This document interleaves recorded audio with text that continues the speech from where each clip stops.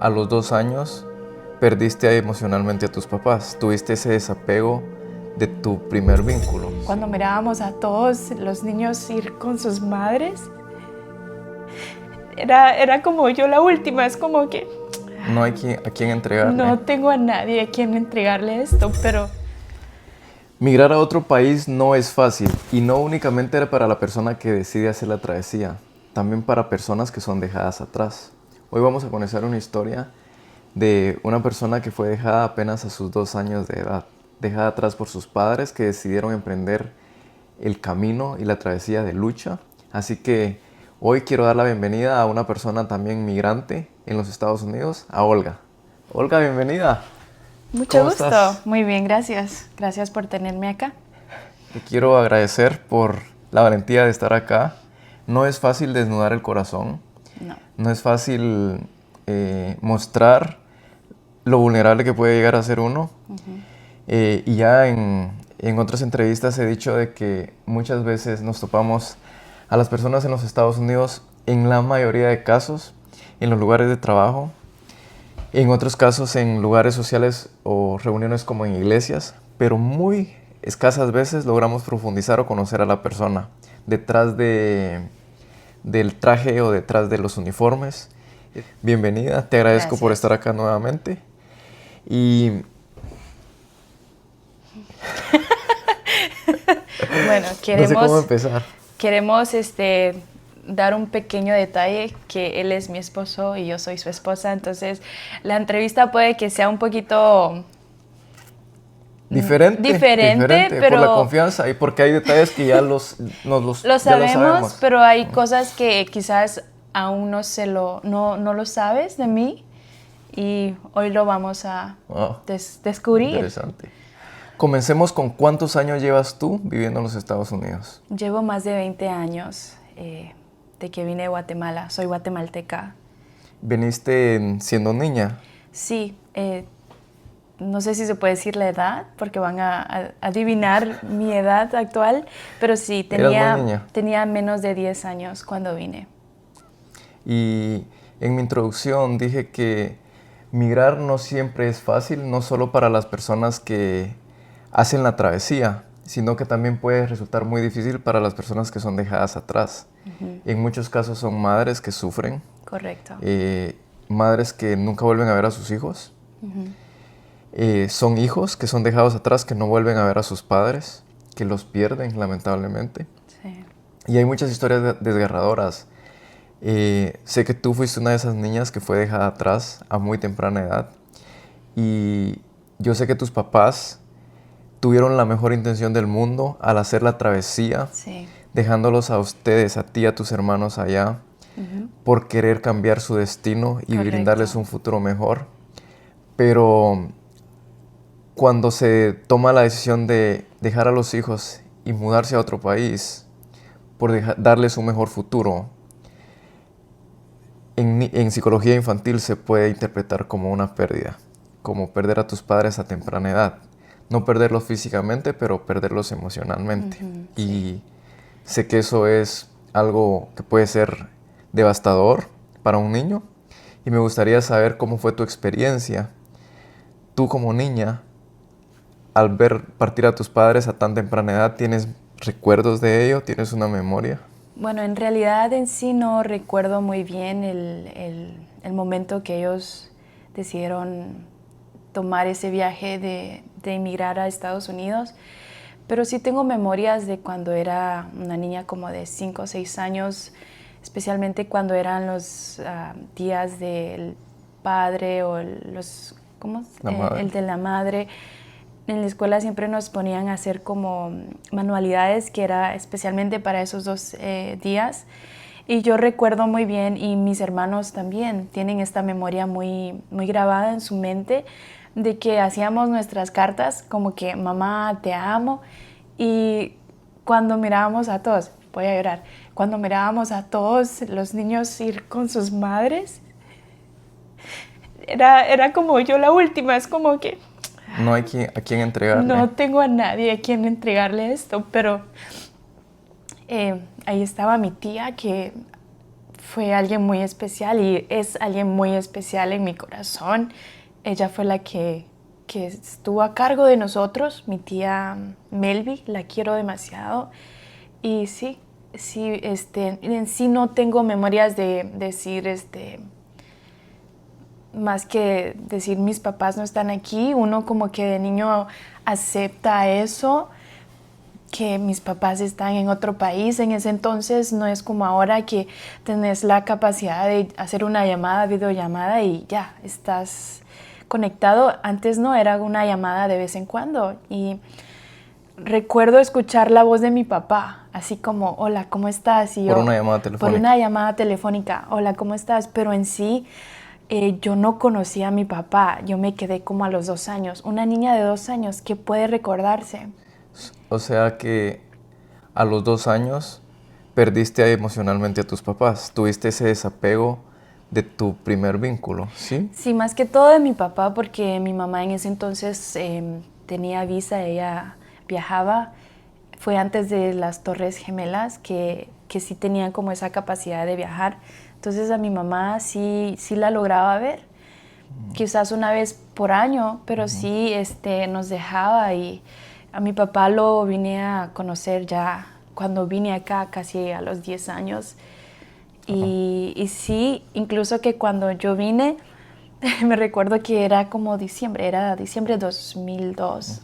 Había frío. 2002 había mucho frío y además que esa noche había nevado como nunca. Wow. Y para mí ver el panorama desde el avión hacia Nueva York fue impresionante porque nunca había visto la nieve.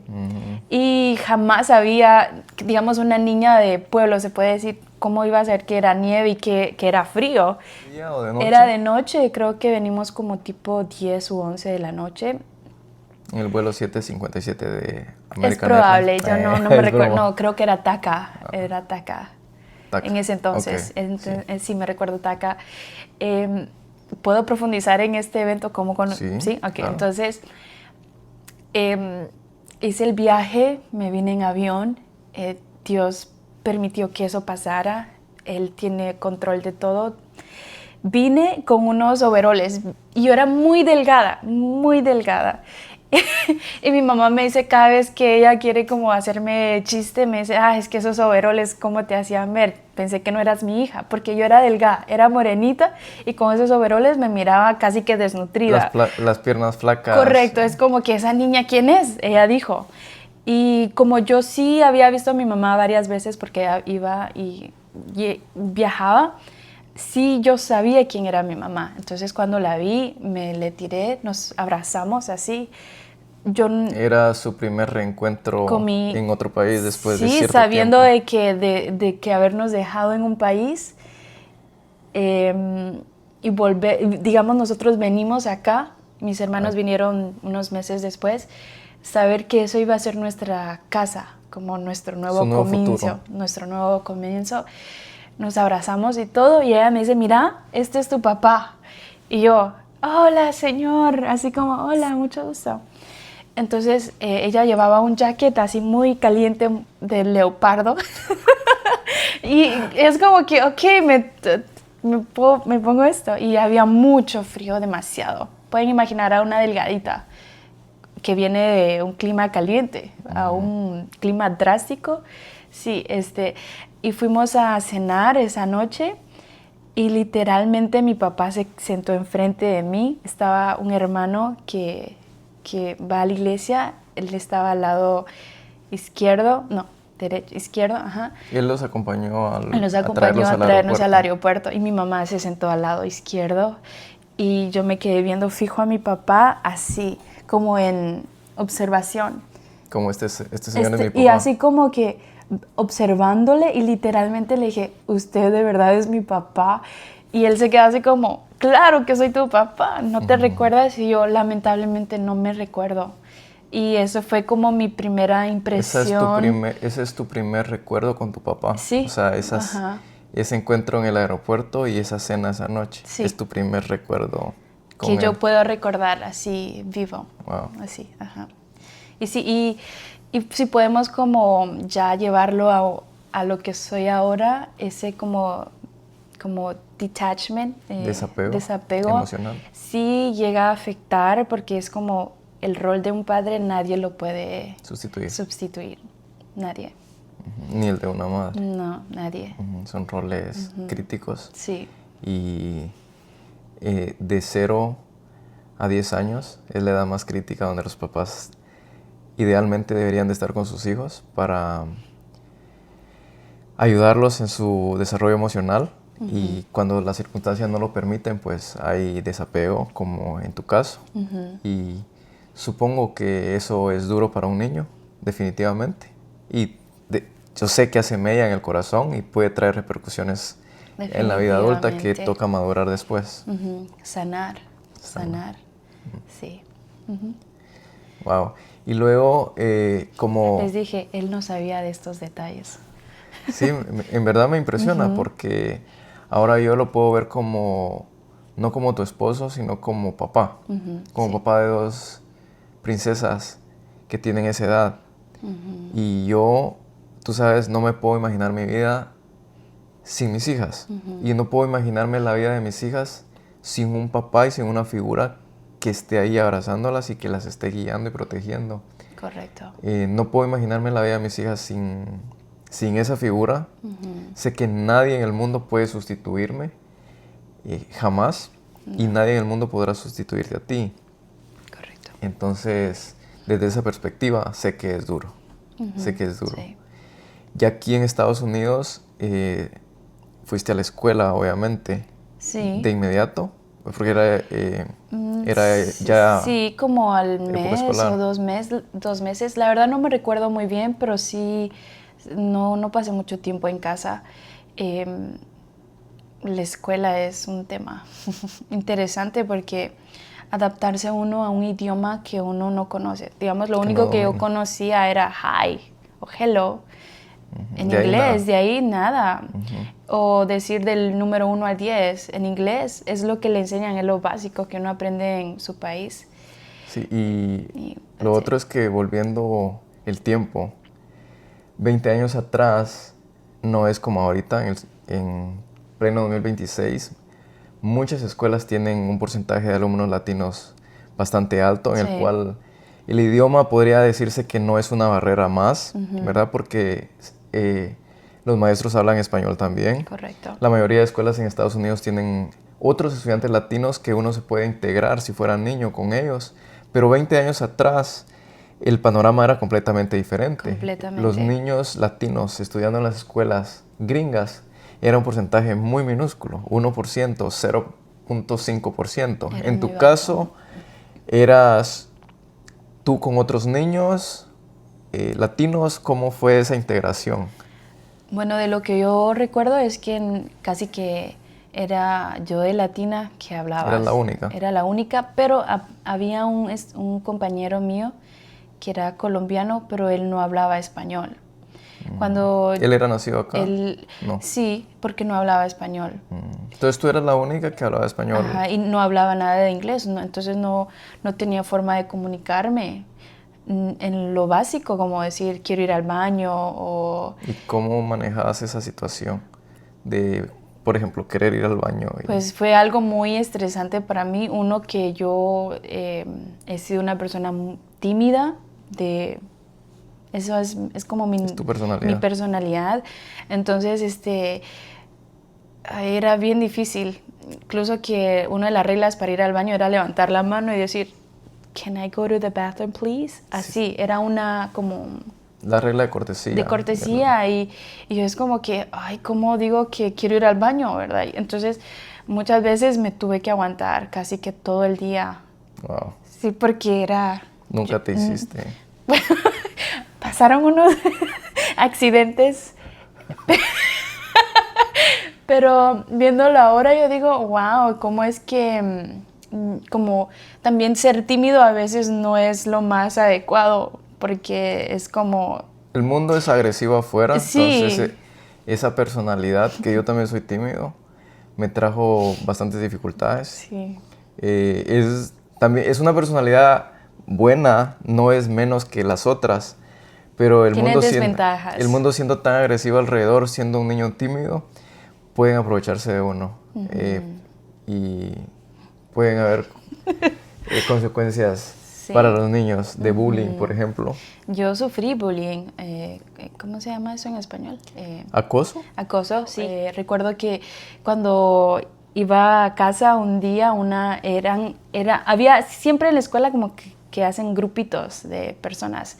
Y había un grupito de 4 niñas que se burlaban de mi niñas aspecto. Gringas. Ajá, niñas americanas. Se burlaban de mi aspecto. Además que mi forma de vestir era completamente diferente a las niñas americanas. Mis overoles y mis zapatos eran diferentes. Overoles y zapatos de escuela latinoamericana. Old school. Versus los tenis de moda de aquí. Ajá, es muy diferente. Y mi apariencia me delataba, obviamente, latina. Y un día nos tocó ir a la clase de gimnasio y yo por ignorancia o no recuerdo muy bien, olvidé llevar mi uniforme que teníamos que llevar ese día. Entonces el maestro automáticamente me dijo, tú te quedas fuera, tú te vas a la esquinita y esperas que se termine el periodo o la clase y hasta en la otra ocasión. Y yo me fui a sentar y esas 4 niñas se fueron y literalmente llegaron a burlarse de mí, se comenzaron a reír y me dijeron, estúpida. No sabía qué decir, pero sí me sentí muy mal. Me puse a llorar y yo en mi mente decía, ¿por qué estoy aquí? Mejor debería estar en Guatemala, donde yo conozco a todos. A todos. El sistema, eras aceptada. Ajá, yo era como que la olguita.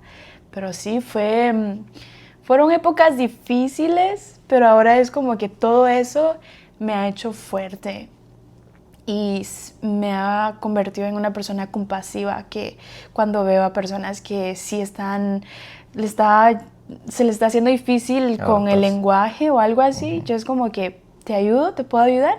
Entonces creo que todo eso me ha formado a la persona que soy ahora y ha valido la pena. Qué bonito. Sí. Y ahí hablabas algo de inglés, tenías 10 años tal vez, 9. Eso ya habían pasado como 2 años. 2, 3 años. ¿Y aprender el idioma fue fácil para un niño? ¿Cómo fue? Bueno, depende de la personalidad de los niños. Mi hermano, que es mayor 2 años de mí, a él se le hizo fácil porque él es más extrovertido. Lo gracioso es que cuando nos miraban, porque íbamos a la misma escuela, cuando él me miraba, era como que, no la conozco, vámonos. Y yo es como que, hola hermanito. Y a él sentí que se le hizo fácil, pero a mí no, por mi personalidad. Pero sí logré leer antes que hablarlo, entonces sí, fue algo difícil. Okay. Regresando al tiempo, estamos hablando de los inicios del 2000, que es una época donde los papás tenían 3, 4 trabajos. Sí. ¿Este era tu caso también? Sí, claro. Mis padres trabajaban muchas horas. Mi mamá trabajaba bastantes horas, casi que no nos mirábamos. Obviamente teníamos una deuda que pagar porque habían venido 4 niños. Y más de eso, ellos tuvieron que rentar un apartamento para vivir. Entonces... Sí, porque era un comienzo completamente nuevo, diferente. Con una familia completa. Completa. No solo una persona que decidió emigrar, ahora es la familia entera que se reunió y ya las condiciones cambian. Sí, ¿verdad? Correcto. Sí. Okay. Y estamos en la época de la escuela de Olguita, la niña de 10 años aproximadamente, que la está teniendo difícil, Sí. le está costando adaptarse, no solo al clima, también a la comida, también a que sus papás se van de casa a trabajar muchas horas, jornadas largas, Sí. dobles turnos, 3 trabajos. Luego viene Olguita la adolescente. ¿Cómo manejaste esa etapa? ¿Cómo te integraste? ¿Encontraste un club? ¿Encontraste un grupo? ¿Qué pasó? Muy interesante esa pregunta. Cuando venimos, como al año o 2 años, mi hermana me dice, vamos a una iglesia. Nosotros somos evangélicos, cristianos evangélicos. De crianza. De crianza. Mis abuelos eran pastores, entonces venimos de creer en evangélicos, somos evangélicos, sí. Fuimos a una iglesia pequeña, Familia de Dios, se llama la iglesia. Crecí. Todavía existe, y además que volví después de varios años que dejé de ir a la iglesia, volví hace como casi 2 años que volví otra vez a casa, a Familia de Dios. Y el ser adolescente, estar en la iglesia fue muy fundamental para mi vida, para como tener ¿cómo se llama? Una base de creencias que me limitaban a cierto punto a tomar decisiones que yo sabía que las podía tomar, pero había algo que me mantenía ahí como... mantenía tu actuar bajo ciertos valores. Ciertos valores, principios y sí. O sea, que fue la iglesia, para ti, fue un pilar fundamental para tu adolescencia, porque después de la niñez, una de las etapas más críticas es la adolescencia, ¿verdad? Y no siempre tenemos el apoyo de nuestros papás, no porque no estén, en mi caso es porque no tenía en inglés el coaching del papá para mí en la etapa más crítica, pero acá porque yo entiendo que los papás trabajan un montón y de todas formas los adolescentes podrían sufrir un poquito de andar confundidos o perdidos, de no saberse integrar, pero en tu caso la iglesia entiendo que fue el pilar fundamental que te ayudó a mantenerte donde tenías que estar, ¿verdad? Sí, sí, hasta ahora puedo decir que el estar en la iglesia me ha traído muchos beneficios y que los puedo disfrutar ahora como mamá, como esposa. Y sí, estoy feliz de que eso haya sido parte de un plan divino, de que pude haber tomado otras decisiones porque sí estaban a mi alcance. La otra alternativa o el otro mundo paralelo pudo haber sido que no tuvieras a tu hermana y que ella no hubiera encontrado la iglesia donde te invitó a decir, bueno, mira, vamos, hagámonos compañía y vamos a una iglesia. Pudo haber sido un escenario completamente diferente, pero para ti qué bueno que encontraste a tu hermana y que ambas se acuerparon para ir a una iglesia y encontraron como un grupo al cual pertenecer, que es una iglesia latina, ¿verdad? Sí, hicimos amigos y yo fui muy activa en la iglesia. Desde que llegaste. Desde que llegamos casi que yo cantaba, hacía cualquier cosa y me fascinaba, me encantaba mucho, amaba ir a la iglesia. Entonces estabas en la etapa de adolescencia, muy involucrada en la iglesia, lo cual te ayudó.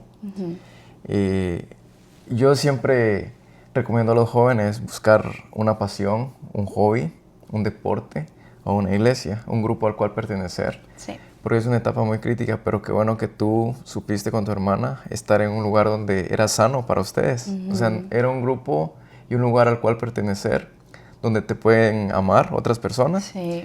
Pero no solo eso, sino que es un lugar sano para un adolescente. Correcto. Y qué bueno. Luego viene la posadolescencia, ya la juventud. Sí. ¿Cómo es Olguita la joven? No sé qué responder. Bueno, seguía siendo tímida, pero en ese entonces ya las ideas de qué quiero hacer en el futuro comenzaron a hacer eco en mi mente. Comencé ya a decir, ok, ¿qué es lo que quiero hacer en mi vida? Cuando ya me iba a graduar de la high school, yo la verdad que no sabía qué quería hacer. Siempre he sido me ha apasionado mucho la psicología, entender las emociones, es lo que me ha apasionado.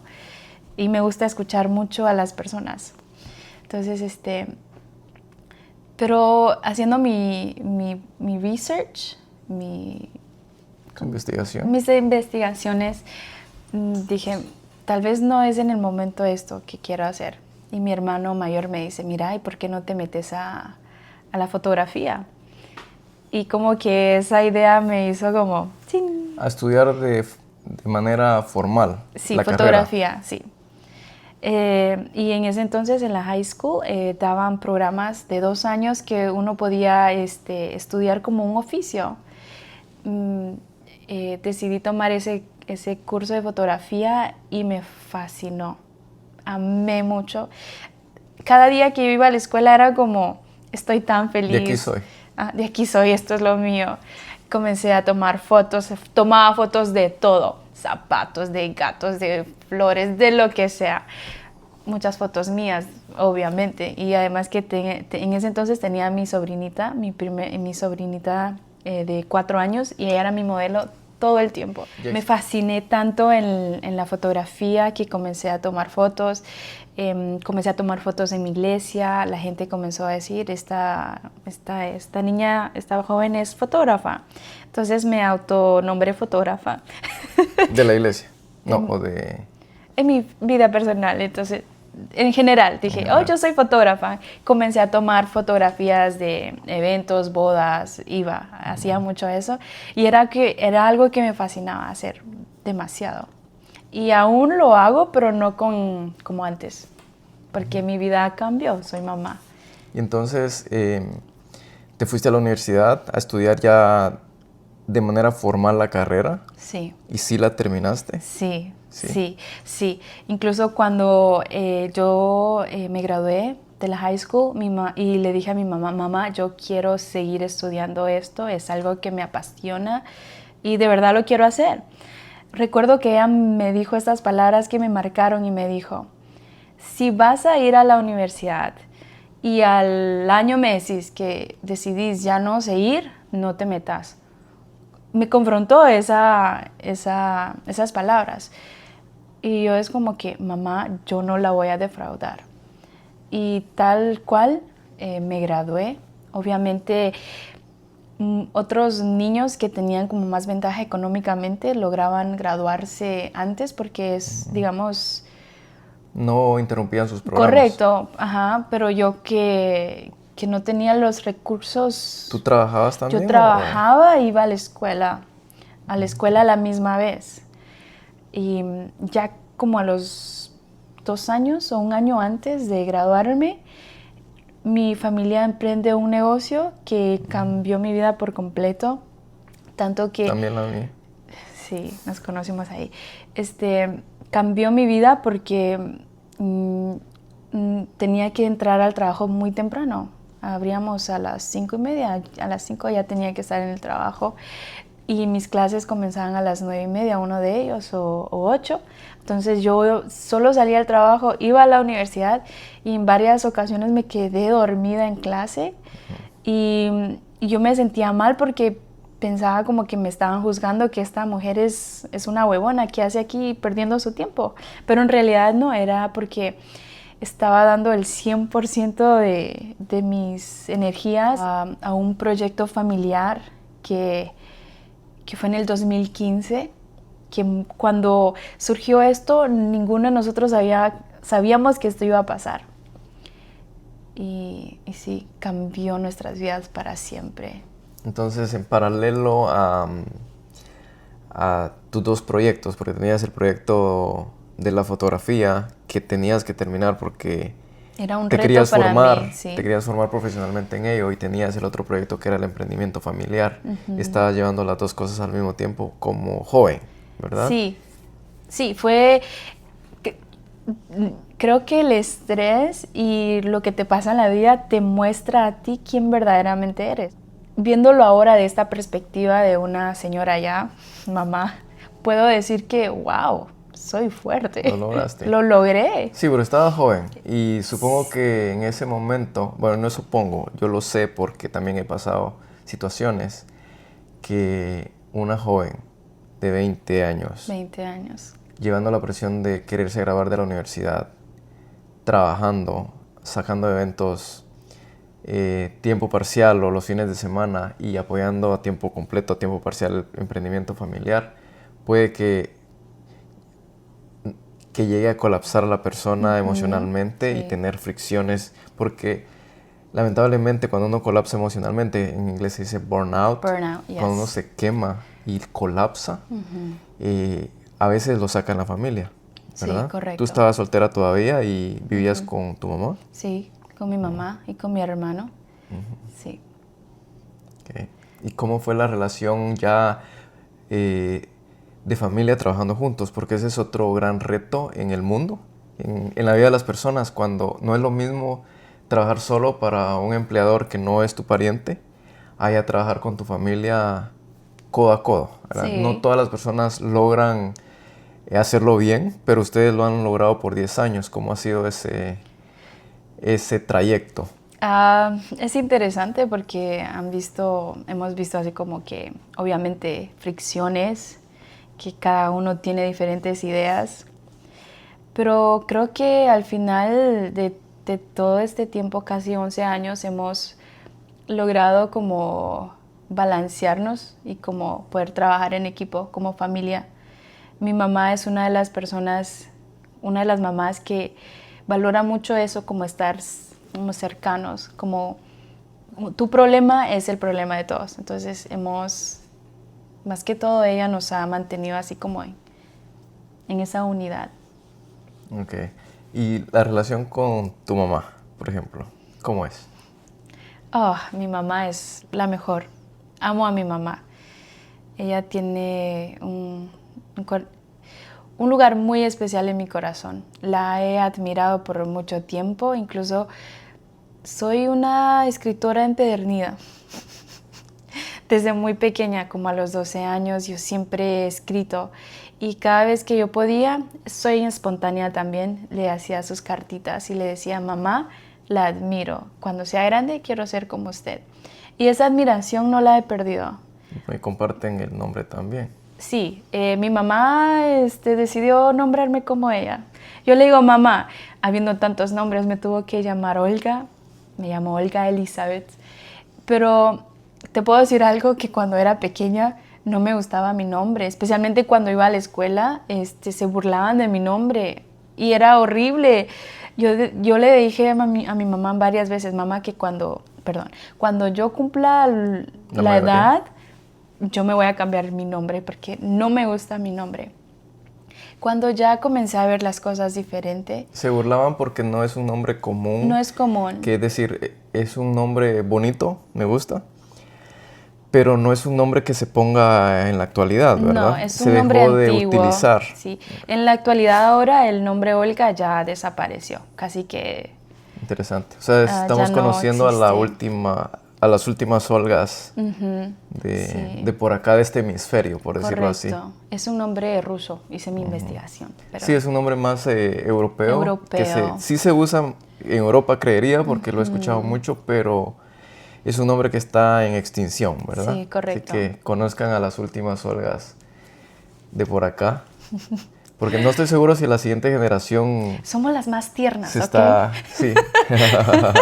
Son las más duras y las más tiernas a la vez. A la vez. Es un buen combo. Ajá. Entonces entiendo que tus papás te trajeron, hicieron un gran esfuerzo, los reunieron como familia y todo. Pero te pregunté la relación con tu mamá porque ha salido a colación el nombre mamá durante nuestra conversación. Entonces supongo que ella ha sido un gran apoyo en tu vida. ¿Puedes hablar de ello? Definitivamente. En mi adolescencia logramos como tener una relación muy estrecha, que yo tenía esa confianza de decirle a mi mamá cosas como muy personales. Entonces logramos tener esa conexión muy, muy bonita. ¿Como de amistad podría ser? Sí, podría decir que mejores amigas en el buen sentido. Y ella a veces me decía, mira, no hagas esto, el otro. Y ¿Todavía sigue diciéndote eso? Sí, claro, Dios sigue mío. siendo mi mamá. Pero ¿sabes lo más bonito también? Es que yo le decía, mamá, no haga eso. Así como, mamá, no haga eso. Entonces sí era una relación como la mayoría de los padres sueña.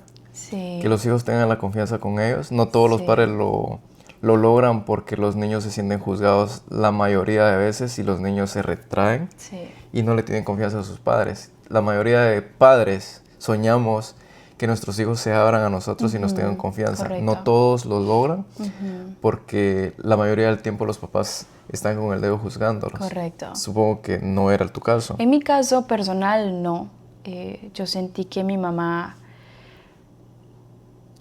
ha sido alguien que yo admiro, la respeto, la quiero mucho y es algo que me gustaría que mis hijas vean, como esa apertura de mamá a hija que pueda decir, yo le voy a decir esto muy secreto a mi mamá y tengo la confianza que... Y ya lo voy a mantener. Ajá, entonces sí, mi relación con mi mamá ha sido buena, aunque con el trabajo sí hemos tenido como ciertas fricciones. Considero que es normal. Lo normal, pero nos hemos dicho, discúlpame, perdóname. Y eso es muy importante, el Sí. perdón, el sanar, El reconocer.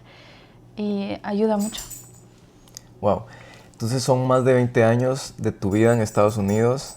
Te casaste conmigo, gracias. Y luego me diste el privilegio de la familia, de 2 hijas, de darme 2 ojos, porque son mis 2 ojos. Ahora tenemos a la mujer, a la mamá y a la esposa. Y también tenemos público. Ahí viene mi hijita. Se acaba de mi despertar, amorcito. Es la mayor. Vamos a poner una pausa. Después de nuestro pequeño receso estamos de vuelta con Olga Vargas, mi esposa, en nuestro podcast. Sí. Estábamos hablando de la mujer ya.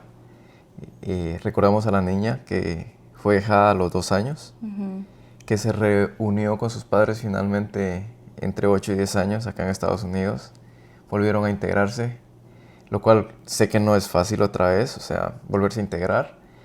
Y luego todo tu crecimiento como niña, adolescente, joven y ahora como mujer.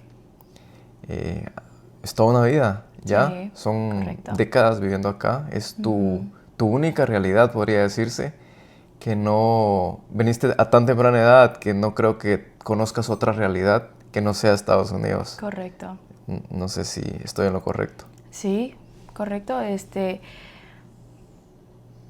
No conozco otra casa, digamos. No, las memorias que tengo de niña no son lo suficientes memorias como las que tengo acá en Estados Unidos. O sea, tu vida, tu formación está acá. acá. Ha sido acá. Entonces tú, deduciendo el tiempo, tú eres una dreamer. Soy una dreamer. Dreamer es un programa que el presidente Barack Obama benefició a millones de niños en los Estados Unidos que habían venido en cierto periodo, a cierta edad, y que estaban estudiando también.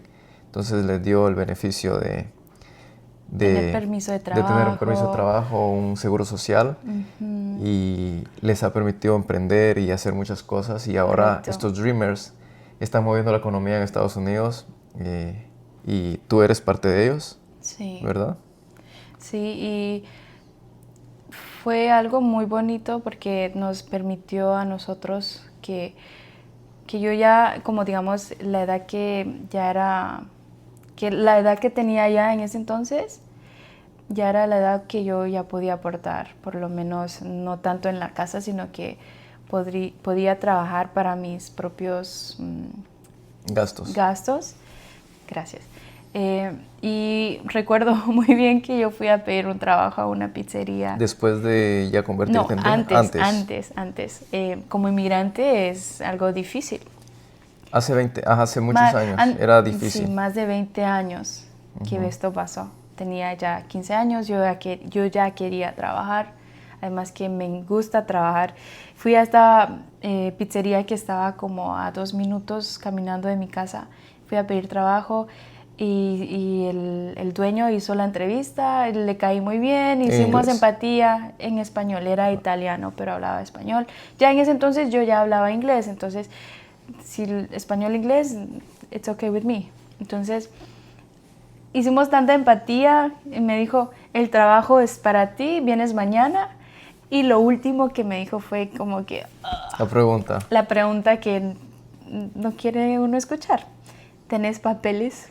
Y yo, no. Oh.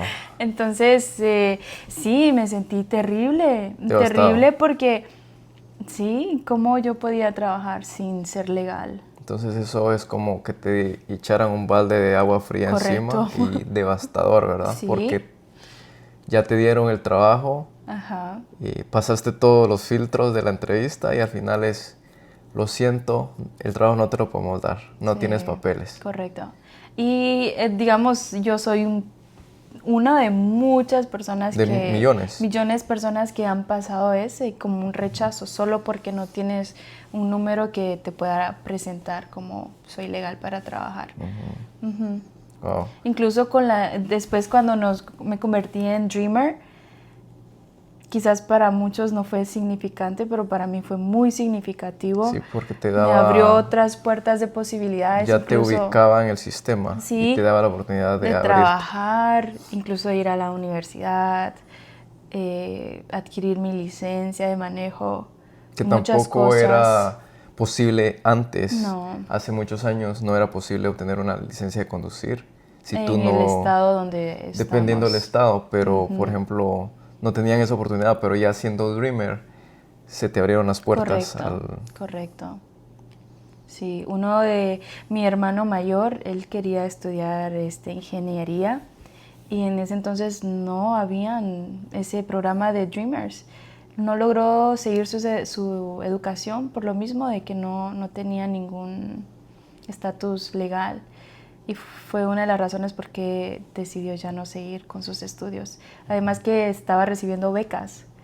Él es muy, muy inteligente, entonces lamentablemente no logró El seguir. programa aún no estaba listo. No estaba listo en ese momento.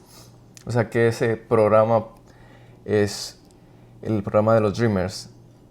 Es el parteaguas para la vida de millones de inmigrantes en Estados Unidos. De inmigrantes que fueron niños que ahora son adultos que están como, ya lo dije, moviendo la economía en Estados Unidos. Pero ¿hay un antes y un después de ese programa, sí o no?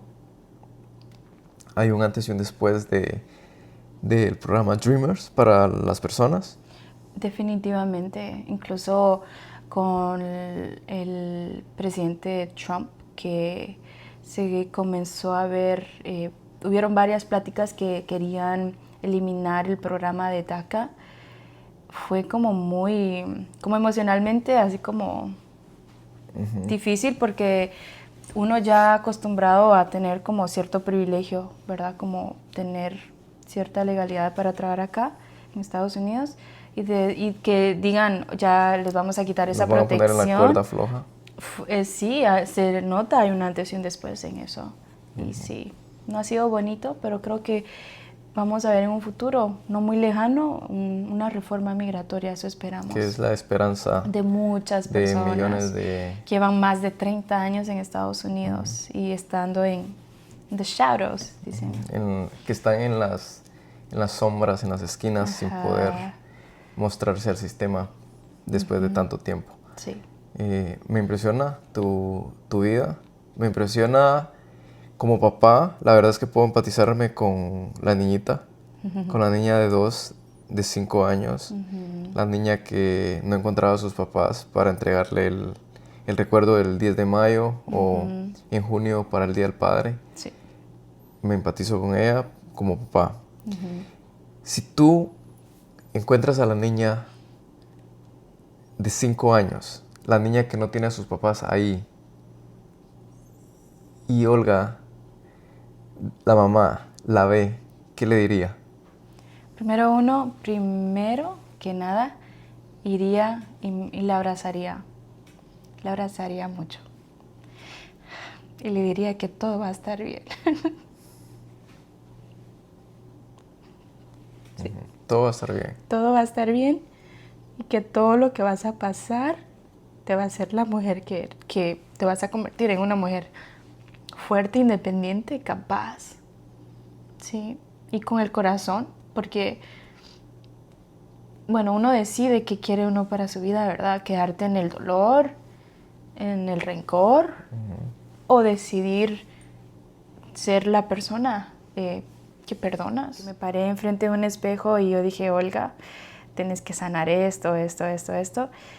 Y he soltado cosas que me tenían como en mi niñez, porque el ser como, mis papás nunca dijeron como que vamos a abandonar a estos niños, sino que es No, como no fue intencional, fue... algo para superación. Para ellos fue una decisión valiente y Difícil difícil también. hacer esa travesía, pero a la vez estaban dejando a niños vulnerables e Pequeños. indefensos atrás, Sí. lo cual puede traer repercusiones a largo plazo. Y qué bueno que estás contando que has hecho el mayor esfuerzo por superarte a ti misma y perdonar y soltar, lo cual la verdad es que es el camino que todos deberíamos tomar, examinarnos, sanarnos y sanar la relación con nuestros seres amados. Sí. Y todo eso, digamos, yo ahora como mamá, es lo más hermoso que me ha pasado. Obviamente hay episodios que es como que de estrés y que a veces es como que es como que, no sé qué estoy diciendo. Ya. Cambiemos tema. Ajá, no, que a veces ser padre de niños pequeños que ambos tengan edades cortas entre sí, que ambos tengan ser padre de niños pequeños que se lleven poca edad entre ellos, puede llegar a ser estresante también. Bastante. No todo es foto para el Instagram. A veces la vida cotidiana, los berrinches de los niños, las enfermedades, el estrés de la casa, el manejar una casa es algo realmente duro, y algo que te he dicho yo a ti es que, y que lo aprendí, nadie me lo dijo, lo aprendí siendo papá y viéndote a ti ser mamá. Y se lo digo a la gente con la que convivo, que ser mamá es el trabajo más desafiante del mundo. Y lo es. Definitivamente es el trabajo que tiene más desafíos en el mundo y lamentablemente no tiene una paga. Monetariamente. Monetariamente, emocionalmente sí, Es grande. pero sí es el trabajo más desafiante del mundo, y yo creería que es el trabajo más importante del mundo. Sí lo es. Yo la verdad que no lo veía de esa perspectiva, el rol como madre. Más bien yo decía, yo no tenía como en mis planes de ser mamá. Había contemplado la idea de no ser mamá por muchas como ideas que había contemplado, como el mundo se va a acabar y todas esas ideas pesimistas, que no va a haber comida en el 2050, preocupándome del futuro. Entonces, cuando contemplé esa idea de no ser mamá y después convertirme en mamá de dos hermosas princesas, me he dado cuenta que es el rol más importante de esta sociedad. Y estoy tratando de embrace esa etapa de mamá, de estar en casa. Aunque no es fácil, porque a veces hay días muy estresantes que lo único que quiero es como desaparecer. Desaparecer, porque sí, el cansancio emocional, físico es brutal a veces.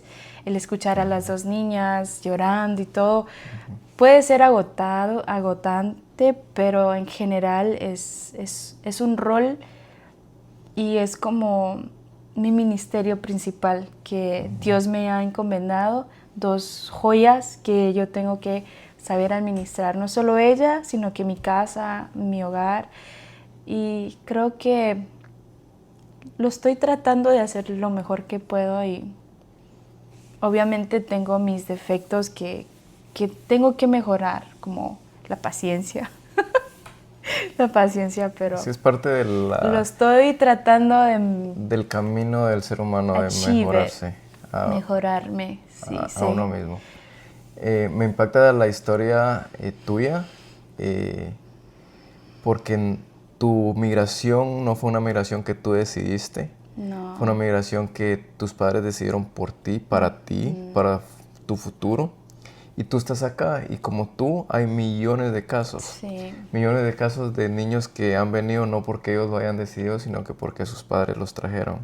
Y como tú dijiste al inicio, en algún punto sufren y se preguntan por qué estoy acá, aquí me tratan mal, me hacen bullying, no encajo, mejor me hubiera quedado allá, no sé por qué me trajeron. También yo ya he escuchado esas historias de niños que han venido, que sus padres han traído, y hay millones de casos que pueden identificarse contigo, pero tú eres un ejemplo de superación, de que no se quedó estancada en el por qué a mí, no se quedó estancada, pobrecita yo, en el por culpa de ellos, sino que no soy víctima, sino que eres soy protagonista. Ajá. Y dejaste el victimismo atrás y Sí. eso te ha hecho resiliente y sobreviviente. Sí. Así que eres un ejemplo perfecto para millones de personas que pueden estar viéndonos y que pueden identificarse con tu historia. Así que te quiero agradecer por haber venido y por haber desnudado tu corazón. A pesar de que soy tu esposo, muchos detalles no lo sabía. No lo sabía. Y tocaste mi corazón también. Así Oh. que te agradezco por haber venido. Bravo. Wow, mira qué buena entrevista. No sabía que era tan buena. Qué bueno que te echas flores.